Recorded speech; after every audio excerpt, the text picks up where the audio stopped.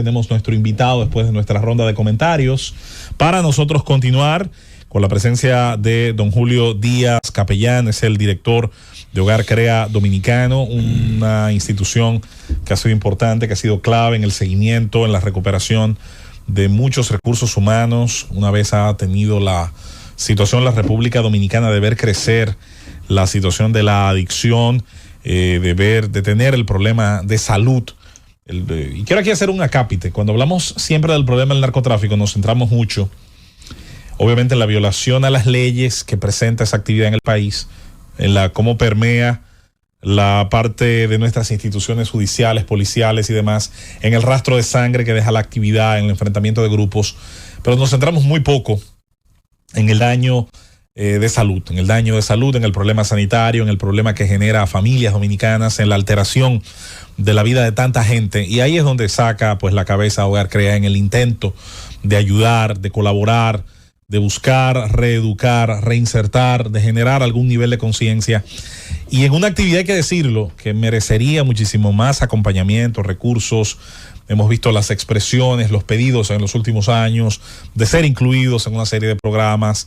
El tema, por ejemplo, de la reforma carcelaria, que bien pudiera estar también muy ayudado, muy de cerca de la experiencia que ustedes acumulan. Así que es para nosotros, yo creo que no solamente un placer que hayan venido a hablar de sus actividades, de sus proyectos y sus programas, sino para que el país también genere un mayor nivel de conciencia de lo que ustedes hacen en todo nuestro territorio. Bienvenido, señor Díaz Capellán. Buenos días. Muchas gracias a todo el equipo, al Gobierno de la Mañana, un distinguido programa, muy visto, y para nosotros es un placer estar con ustedes, sobre todo que justamente el 15 de este mes cumplimos 50 años en actividad constante, rehabilitando y trabajando, con mucha deficiencia, con muchos éxitos, pero todavía falta mucho, ¿no? Apelamos, queremos conmemorar con tristeza y con alegría por llegar a los 50 años, porque son pocas instituciones y personas físicas que logran tener una historia de trayectoria como nosotros.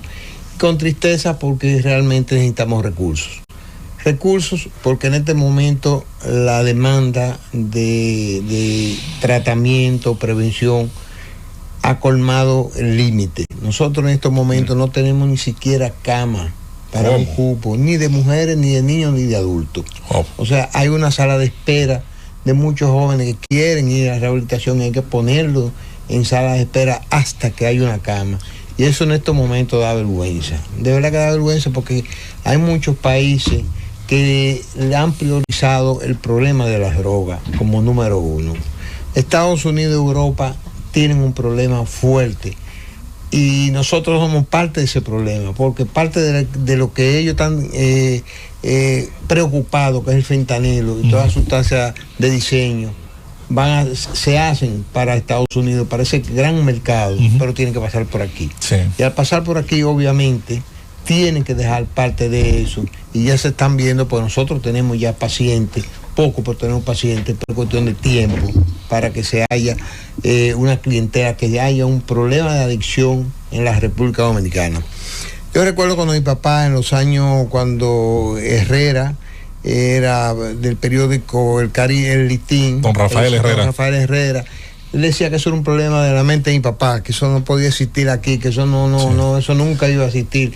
Yo me imagino que en el año 75 no era lo que es, ni de cerca. No, en el año 75 nosotros teníamos una casita que teníamos que salir a mendigar a los muchachos para que ingresaran, para que crean en nosotros, porque los muchachos, los adictos a drogas, creen que en todo hay quizás un ojo del calizaje, y tenían muchos temores en tú declararte como adicto, pero la confianza, la credibilidad en la institución hizo que eso creciera, y hoy en día tenemos 41 centros que cubren todas las funciones modernas de cualquier programa de tratamiento y rehabilitación que puede existir. O sea, nosotros no tenemos nada que mendigar internacionalmente a ningún programa, salvo la falta de capacidad y el apoyo gubernamental, sobre todo recursos. Y en estos momentos vemos como se incautaron muchos bienes, el cual al nosotros no poder crecer por falta de recursos, pero sí existe muchos bienes inmuebles, tanto cuando hablo mueble e inmueble, que pueden ser muy bien usados para la rehabilitación. Y que sobre todo, como le planteé, es un problema de cupo. Nosotros no tenemos cupo, tenemos un buen equipo de trabajo, tenemos una buena proyección, porque Hogar Crea Dominicano ha logrado proyectarse en toda Latinoamérica. O sea, ahora mismo tenemos programas en Chile, Colombia, Venezuela, todos esos países que nosotros abrimos y estamos asesorando. Estamos proyectando eso porque es el modelo que nosotros tenemos, es un modelo efectivo. Entonces queremos que el gobierno realmente aproveche esta oportunidad, sobre todo con tantas amenazas que tenemos en estos momentos. ¿Cuáles?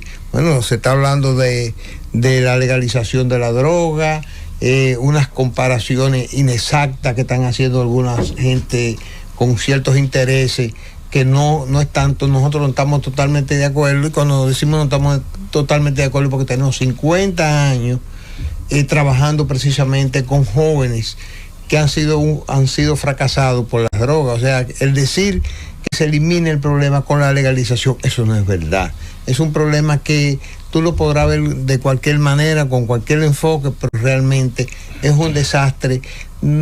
Se trata de comparar lo que es el alcohol con la cocaína, la marihuana, pero eso, toda sustancia que realmente es ilegal o hace daño a la salud, no puede ser comparada ni legalizada porque uno tal cual y el alcohol sea bueno o malo. Eso es una semántica que no llega, o sea, y al contrario, lo que crea, como realmente se ha creado, que muchos jóvenes ya han perdido el temor a lo que es el daño de la sustancia, y vemos como los niños de 12, 13 años, delante de todo el mundo y en discoteca, en malecón, prenden un cigarrillo de marihuana por esa misma inducción al uso de droga, o sea, esa inducción de que la marihuana, pero sin embargo los resultados de deserción escolar, robo,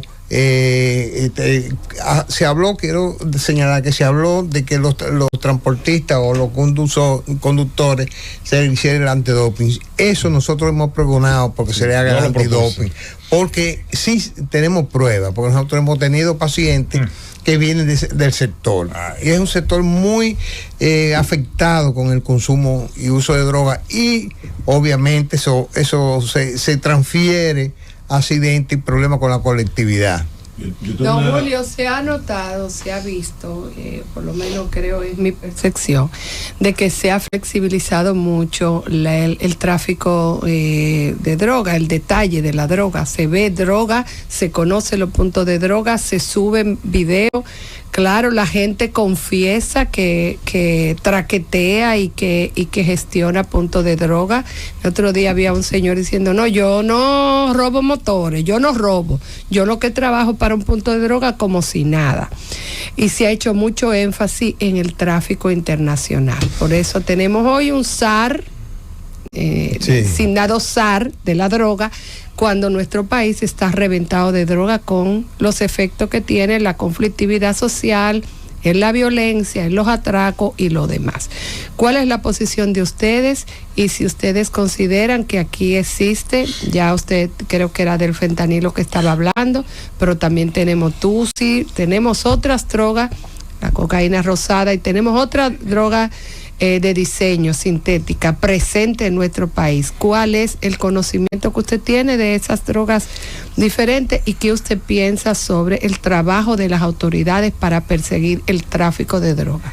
Sí, Susana, mira, realmente desde que se inició el apologismo, ese apologismo tratando de quitarle peligrosidad a la sustancia, sé que se ha creado un problema muy serio.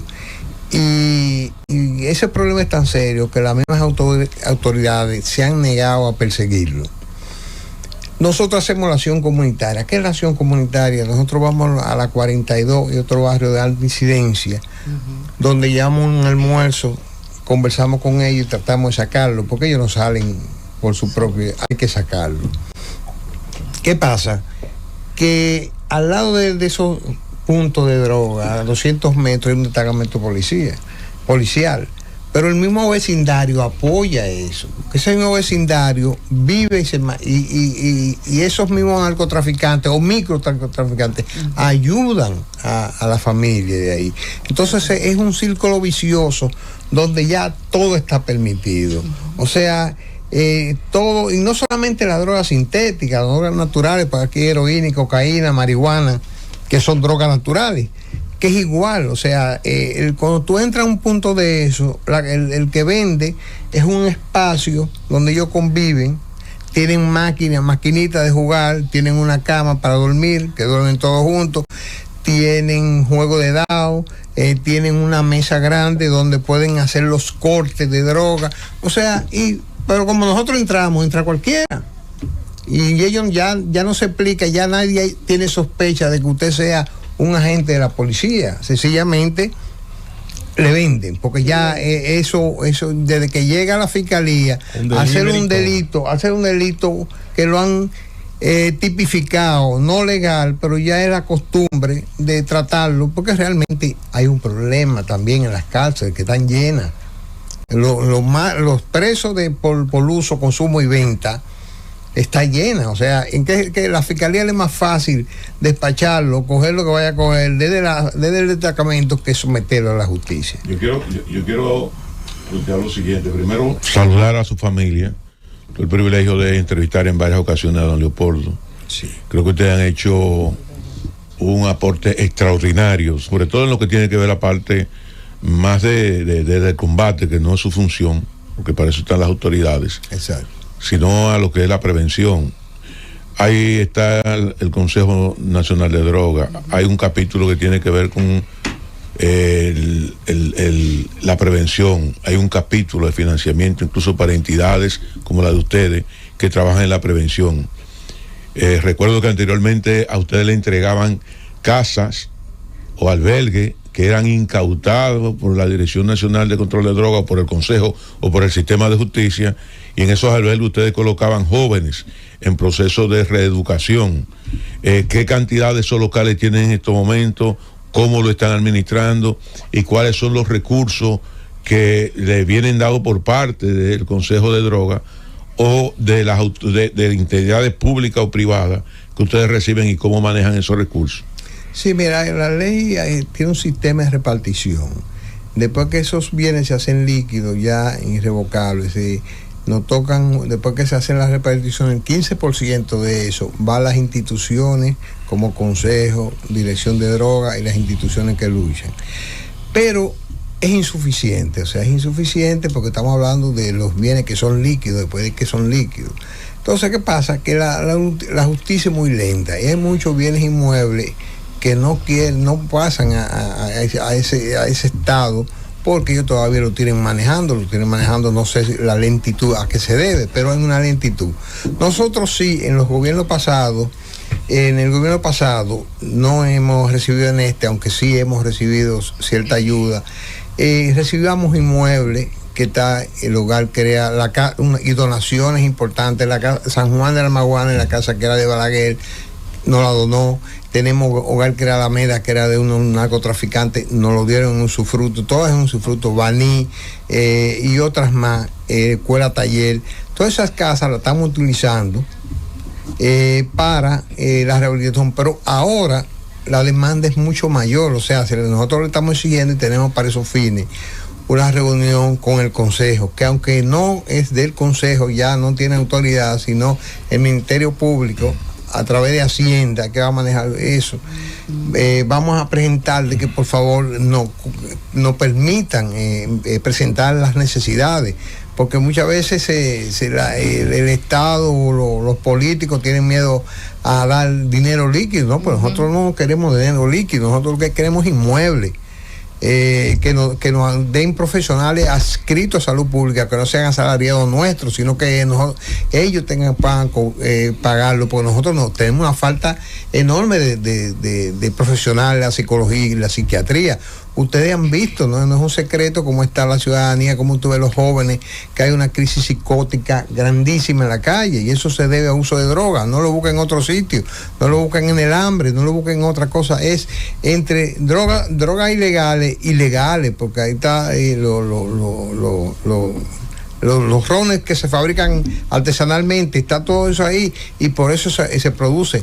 Nosotros ahora mismo cuando tenemos una oficina central que recibimos a los muchachos, que tenemos la gran mayoría, un porcentaje muy grande que mandaron intervención en crisis, porque esa es otra, porque la tensión mental es grave. Tú tienes que esperar a un muchacho en intervención en crisis que quiere matarse, que quiere matar al otro, que quiere todo un desorden psicótico, a esperar que intervención en crisis, que es la mayor que hay aquí en Mocoso Puello, haya un cupo, y ese cupo te lo dan a 2 meses, y después que 2 meses no hay cama, y después tiene que llevar el pariente, la cuestión que es todo un problema que para el Estado, para el gobierno, es fácil hacer unidades en crisis que sirvan como rebote, primero lleguen a nosotros, a ellos, y después nos lo entregan con cierta lucidez, porque podemos trabajarlo mejor. Por muchos años ustedes se han quejado de que no se cumple la ley de drogas, que establece los recursos que a ustedes le corresponden como instituciones que luchan para la rehabilitación. Ahora vi que hay algunas que están aplaudiendo que Alejandro Abreu haya sido nombrado en el Consejo Nacional de Control de Drogas. ¿Ustedes cifran las esperanzas en que Alejandro, quizás por su conocimiento como sociólogo de lo que pasa en la República Dominicana, pueda sensibilizarse, o porque tenga el poder para ejercer un poquito más de fuerza para que esos recursos se le den cada tiempo que corresponde, como dice la ley? Porque lo que tengo entendido es que aunque se le den los recursos, se le dan cuando alguien se acuerda. Sí, correcto, pero en el caso del Consejo de Drogas, con el señor Abreu, que realmente ha sido un paso de avance, porque el que estaba era un general, o sea, persona que nunca había trabajado en el área de la salud, ni de la nada que tenga que ver con eso. Abreu viene a quizás hacer un trabajo. Acuérdate que yo dije que no depende, los bienes incautados no dependen del Consejo, vienen de otras entidades, que el Consejo se le da el dinero para que haga la repartición, el 15%, lo demás no puede tocarlo. El 15% de lo que se produzca es el Consejo, que ahí es que entramos nosotros a concursar con las demás instituciones. Pero cuando digo las demás instituciones, estamos hablando de 30 instituciones, entre ellas con carácter cristiano, otras de diversos tipos.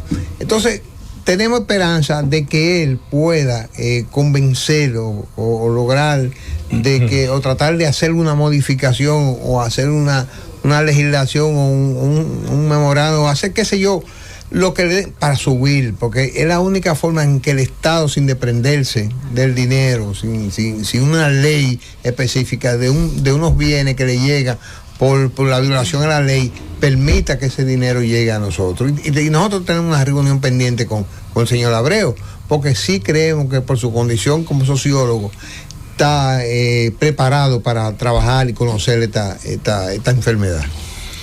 Hay un tema también conozco el caso, por ejemplo, de un señor ahí en la avenida Rómulo Betancourt, un bohechío. Él anda como un enajenado mental, como se dice en las calles, pero tiene la familia por ahí en esa calle. El problema es que quedó, como dicen, con el cerebro frito por la droga, y andan varios casos así, que aún teniendo familia o no, deambulan por las calles, y es producto precisamente del consumo de drogas. No hay centros para eso. Ustedes no tienen esa categoría para bregar con ese tipo de personas ya que están en otro mundo y llevan otro tipo de tratamientos. Pero ¿qué se propone en eso?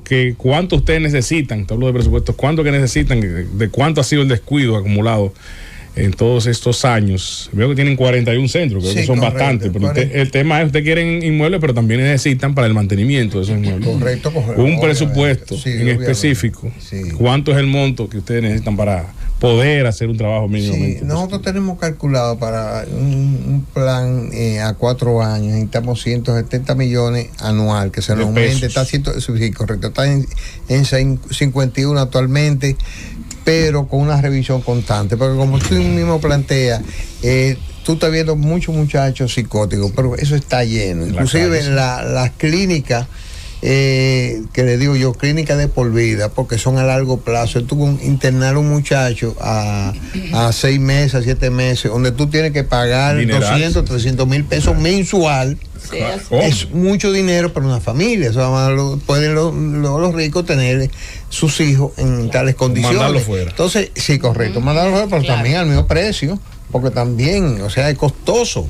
Porque en Colombia existen muchos programas así, que son para muchachos ya en grado psicótico que lo dejan de por vida y esperan tratándolo, porque han desarrollado unas condiciones mentales muy, recuperación muy difícil. Entonces, nosotros si aquí logramos que haya intervención en crisis, en los hospitales o en centros privados, que nosotros manejemos eso, o lo manejen en salud pública, el Ministerio de Salud Pública, podemos darle salida, o es un paliativo para mejorar las condiciones de salud mental de esos muchachos. Porque honestamente la droga que actualmente se está usando no es, porque se habla de eso, de que la droga, en el año 80, el THC era de 8, o sea, el activo, y de 10, el activo era de 10.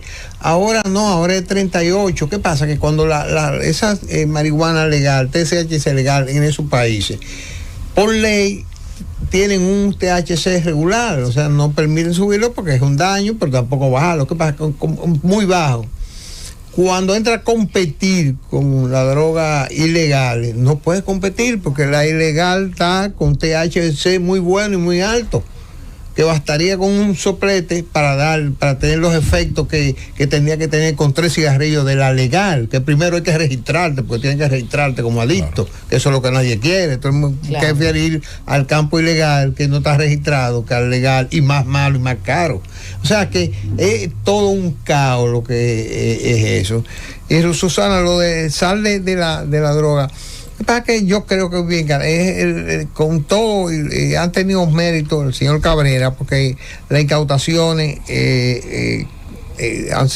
han roto récord, ni siquiera México, ni que son grandes comercios, hay grandes tráficos, han incautado eso y tienen la preparación para hacerlo. Pero lo llevo para reflexión de que si Estados Unidos, Trump se dio cuenta que el problema del fentanilo y la droga sintética que viene, porque el fentanilo es una, pero ¿qué es el fentanilo? Sentarse en un 4x4, un químico, unos precursores, inventar moléculas y sale la otra. Como puede ser el oxycontin, como puede ser un montón de otras sustancias, claro que sí. Correcto. Vamos. Sí, yo quería preguntarle lo siguiente. Ya no. ¿Cree usted que con esta evolución que ha tenido en el país el uso de las drogas, se requiere de una nueva normativa en lo que tiene que ver con la prevención?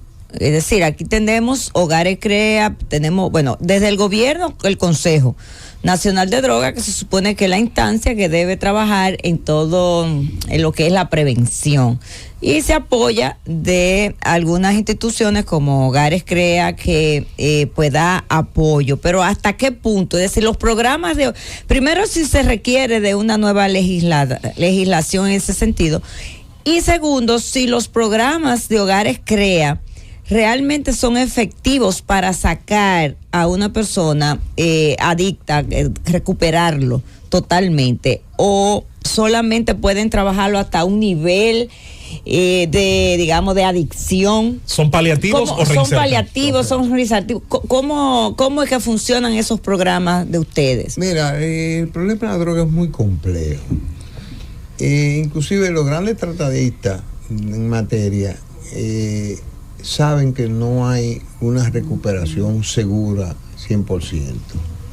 Cada programa tiene una efectividad relativa.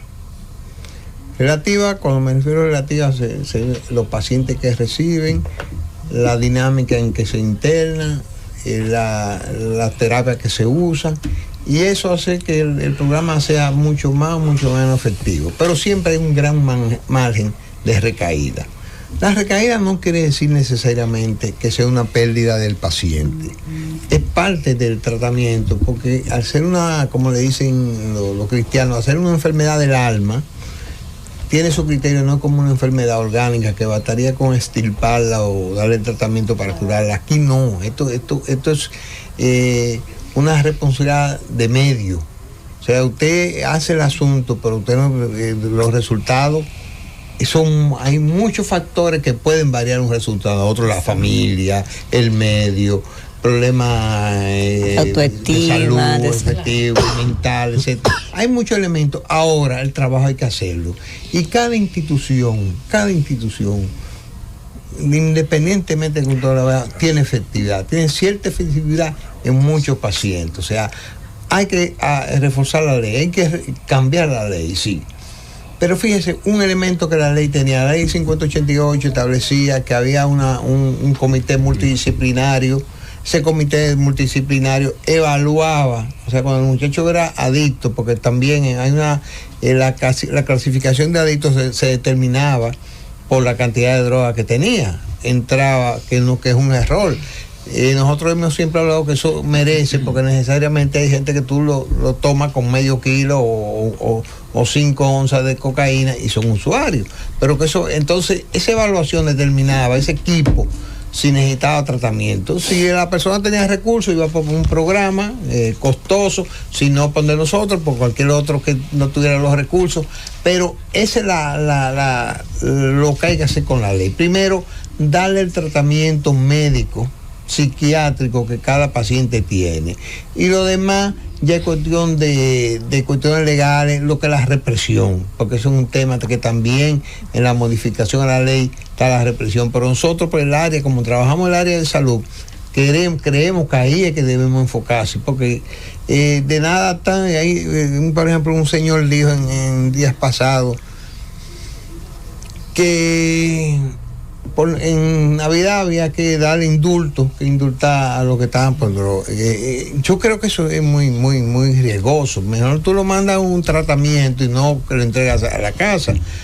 Porque inclusive una de la tranquilidad que tiene una madre y un padre es cuando ese muchacho está en un programa como nosotros, que ella puede dormir. Una madre que tiene un hijo en droga, hasta que ese muchacho no llega, no duerme. Y es un tormento que afecta a toda la familia.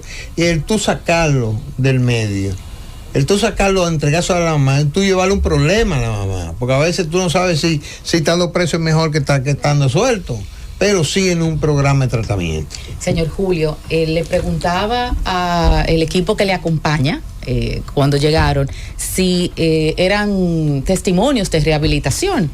Su compañero acá nos comentaba que sí, al igual que usted, y nos daba la autorización para poder externarlo por aquí. Usted nos pudiera compartir ese proceso de rehabilitación, cómo usted pudo lograr, y su equipo también que está aquí hoy, y vemos a un joven muy bien en apariencia, levantado, pero también decir qué se hace con esos internos que están en centros penales por consumo de drogas o por microtráfico, que también son consumidores. ¿Cómo interviene Hogar Crea en ellos? Sí, déjame la pregunta, como ya Susana conoce a mi padre y todos ustedes conocen a mi padre. En el año 74 justamente yo tenía un problema de adicción, que tenía 5 años. En ese tiempo lo que se usaban era analgésicos, tenía una dependencia grande, no había unidad de tratamiento, sino que anduvimos varios psiquiatras. Mi papá, con una intención de resolver ese problema que hacía infeliz mi familia, hizo unas gestiones y fui a Puerto Rico, Hogar Crea Puerto Rico. Allá inicié el proceso, pero tengo que venir por problemas de legal, porque la visa no me daba para tener más tiempo de lo que requería. Tuve que venir aquí. Mi padre consiguió una casa en Sancho Sama e hicimos la casa, hicimos el programa y empezamos de ahí a trabajar. O sea, mi papá decía que él hizo ese trabajo noblemente, como decir, él tiene una palabrita para decir egoístamente noble, o sea, que lo dice por mí, pero a la misma vez ahí se inicia, o sea, y testimonio de mucha Esa es la gente, teoría del sí. egoísmo positivo de Ayn Rand. Claro. Hacer algo por interés propio, pero que luego genera una afectación Claro. positiva a los demás. Exacto, esa es su motivación. Entonces, tenemos eso es un elemento muy importante, porque hay gente que tienen programas y te dicen que hacen, no hacen, pero nosotros tenemos demostrar la cantidad de rehabilitados que están rehabilitados y que sí aportan. Inclusive cuando yo te hablo cuando tú me hablas de la ley, del asunto, por ahí es que hay que ir la modificación, porque la ley, si como nosotros pensamos plantearla, el tratamiento básico con un post-tratamiento, o sea, porque ese es un elemento importante, que el seguimiento, si tú no haces seguimiento, puede provocar una recaída. Yo quiero meterme ahí porque uno de los problemas de esto, y donde está uno de los grandes debates, es precisamente separar el método clínico que incluye el uso, por ejemplo, de farmacología, que incluye el uso de terapia, con la separación de otros métodos que pueden ser muy respetables, pero que no necesariamente tienen el test y la medición científica. Por ejemplo, hay un pastor, a quien perfectamente yo puedo respetar, que él entiende que él tiene un método basado en oración o en encierro que cura a la gente. Yo puedo respetar su idea, pero no necesariamente la valido clínicamente, porque su método no tiene medición, en el sentido de que yo no puedo decir que su método se repite, se puede homologar con otra persona que no necesariamente tenga el componente de la fe. Ahí es donde entra uno de los graves problemas que tiene esta buena intención de muchos, pero que no siempre está acompañada del método clínico. Por eso me pareció muy interesante la pregunta que hacía Julieta con respecto a qué componentes había en el método que tiene Hogar Crea. Por otra parte, debo decirle que uno de los aspectos que quizás nos distancia en materia de posición, digamos, ideológica, yo soy de los que cree que mucho de lo que se invierte en el mundo de hoy, en la lucha policial y militar, que no ha dado, por cierto, para mí ningún resultado, no ha hecho sino encarecer la droga, darle más rentabilidad a los cárteles, permitirle invertir más en sus laboratorios, invertir más en sus cocinas, financiar más el daño que hacen, pervirtiendo los jueces, sobornando. Deberíamos invertirlo en educar a los jóvenes, en el efecto, concientizarlo en el efecto pernicioso que tiene en su salud, en su sistema corporal, en su sistema nervioso, en su cerebro, en su capacidad de la percepción de la realidad que tienen las drogas. Y ahí entra un viejo dilema de qué hacer finalmente con los estupefacientes. El alcohol, por ejemplo, la sociedad lo legalizó, pero debemos alertar a la gente del alcoholismo, debemos alertarle del daño hepático, del daño al sistema nervioso, del daño que producen accidentes de tránsito. Y ahí yo creo que nos hemos entrampado un poco. La realidad es que el problema sanitario es muy grave y yo veo a la sociedad un poquito entrampada. Me gustaría escuchar de usted cuál sería el paso más serio que pudiera darse dentro de los próximos 10, 12 años. Pienso en 12 porque es lo que tarda un joven desde el primero de primaria al sexto de bachillerato de secundaria. Ese es más o menos lo que tardamos en llevar a un joven de primero de primaria a graduarse de bachiller. ¿Qué es el paso más importante que usted cree que pudiéramos dar en acción de política pública para nosotros ver dentro de un par de décadas un mejor resultado en el problema que hoy tenemos de jóvenes que no ven tan grave comenzar a fumar un cigarrillo o darse un día un toque de una sustancia? ¿Qué pudiera darse en ese sentido? Sí, claro, mira, la prevención siempre fue un elemento importante en la política, sobre todo en Estados Unidos, que ha tenido la vanguardia en manejar eso. Desde Nancy Reagan, que empezó con el programa Just Say No. Sí. Pero la gente no es la simple palabra, la gente que nada más conoce esa simple palabra, no. Dentro del contexto, dentro de esa palabra, hay todo un conjunto de actividades positivas de prevención, entre charlas, prevención primaria, que es la prevención que se le lleva al niño, que es lo que tú estabas planteando, del problema de salud, el problema de concepto patrio, el concepto de lo que es familia, todos esos conceptos están trabajados, están contemplados en la prevención primaria. ¿Y qué ocurre? Que ese ya Nancy y el grupo empezaron, ahí se empezó a darle rigidez a lo que eran programas preventivos. Lo que pasa es que los programas preventivos son muy difíciles de tú evaluar la efectividad del programa efectivo. Tú durará 5 años y tú podrás plantearlo, buscar una unidad, un grupo de receptores que reciban el mensaje, pero todavía la prevención se le hace más fácil al Estado atacar a los efectos, porque cuando tú a un adicto lo sacas del lugar, lo convierte en un ente terapéutico, tú estás enviando un mensaje y un enfoque preventivo para trabajar con los demás. Porque todo el mundo está de acuerdo que la prevención pero la prevención es compleja. Hay que evaluarla y no se puede trabajar sola. Si tú no trabajas con el grupo de adicción, con la adicción propiamente dicho, es nulo. Tiene integral, es un trabajo mi problema integral. Mi problema es, don Julio, que se ha perdido de vista que hay una batalla que no solo es clínica, es cultural. Es decir, mientras nosotros estamos aquí hablando de estas cosas, hay 200 canciones, novelas, películas, diálogos, a eso, mensajes claro, sutiles y algunos menos sutiles. A la clara, sí. Es más, yo me voy más lejos. Hay una distorsión del uso de la ciencia. Por ejemplo, se están haciendo uso en muchos medios de informes que no han sido revisados bajo pares, y el informe bajo pares, todo el que ha trabajado con ciencia sabe más o menos lo que significa, para decir que el consumo de marihuana genera beneficio cuando eso es falso, cuando eso es mentira.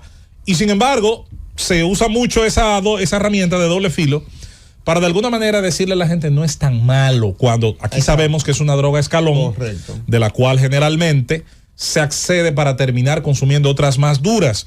Y mientras nosotros hablamos aquí esto, el diseño, porque las drogas de diseño son una realidad, de alcaloides más fuertes, que golpean más fuerte los lóbulos parietales del cerebro, que van directamente al área que deben excitar para que la gente jamás deje de consumirla. Eso está ocurriendo y a mí me preocupa.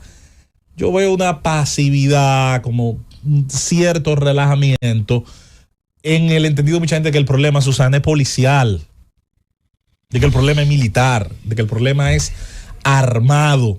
Y por eso mucha gente no creemos en la idea de la guerra armada contra las drogas, mientras tenemos un problema al que debemos dirigir presupuesto, horas en las aulas, y en pocas palabras, muy dominicano, yo se lo digo, es mostrarle a un jovencito como de la edad del niño mío, decirle, mira cómo queda la gente cuando consume lo que a ti te van a decir que no es tan malo. Ya, yo creo que tenemos 20 años fallando. Don Julio, hay una pregunta aquí. Esa madre, ese padre que tiene un hijo ahora mismo fuertemente comprometido con la adicción. Ustedes dicen que ustedes no tienen cupo ahora y lo entendemos. ¿Qué puede hacer? Sabemos que es necesario que si es mayor de edad dé su consentimiento, pero vamos a decir que generalmente el adicto en algún momento de lucidez siempre dice que quiere salir. ¿Qué puede hacer? Ustedes no tienen cupo. ¿Qué se puede hacer? ¿Y qué puede hacer el Estado, qué sé yo, para ponerlo en condiciones de abrir un refugio, no es refugio, una clínica, un local más? ¿Cuánto sería? Dinero, ¿cuánto sería, por ejemplo, para albergar 10 jóvenes? 10 jóvenes. Yo tengo varias gente con ese problema. ¿Un costo por paciente? Que me lo está diciendo. Me dice, ¿qué hacer? ¿Dónde llevarlo? No, pero mira, lo primero es, Susana, que nosotros tenemos una salida mediática a eso. Nosotros tenemos lo que se llama una oficina de orientación y referimiento. Cuando los pacientes van, que están psicóticos o no tienen alta motivación, sino sencillamente la motivación se viene a una presión legal, una presión familiar, los sometemos a unas terapias. Cuando esa persona está alta, tratamos de localizar que hay un cupo, porque no nos podemos engañar. Dentro de los programas de tratamiento de alta deserciones, porque al ser un programa voluntario que no es cerrado, tú en un momento tú estás motivado, pero llega al otro día apareces desmotivado, claro, que lo que quieres usar sustancia. Sí, correcto. Entonces se aprovecha esos lugares, esos espacios para darle terapia a lo que da. ¿Qué necesitamos? Porque 10, una unidad para 10 pacientes es muy poco. O sea, nosotros ahora mismo tenemos 30 o 40 personas en espera de... O sea, mínimo sería 50 personas. Correcto. ¿Cuánto 50? más o menos mal evaluado? Es para que alguna gente que están escuchando tengan una idea de cuánto estamos hablando del Estado Dominicano. 10 millones por ciento.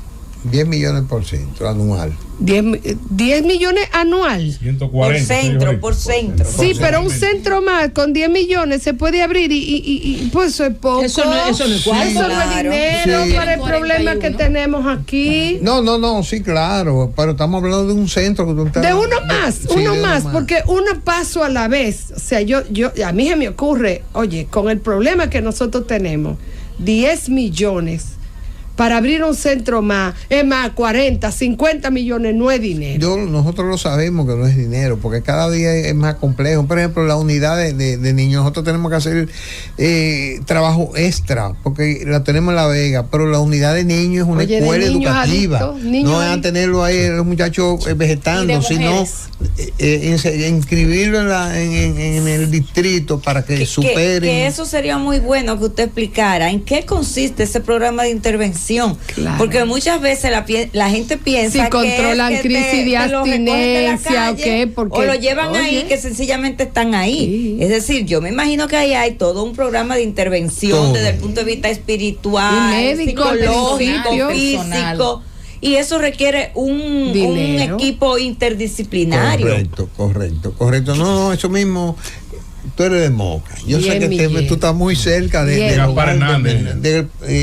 No de Moca. De Moca. Hernández. Él le coge que soy de Gaspar No, Hernández. no. Gaspar Hernández pertenece a Espaillat, pero yo soy de Moca. Ok. Me quieren quitarlo. Sí, mira, tenemos el hogar de menores ahí. Ajá. Me gustaría que tú visitaras esa unidad. Lo he visitado. Esa unidad, ahora mismo estamos preparándola bien, con todas las intervenciones multidisciplinarias, donde hay educadores, están inscritos en el distrito que van a recibir la clase.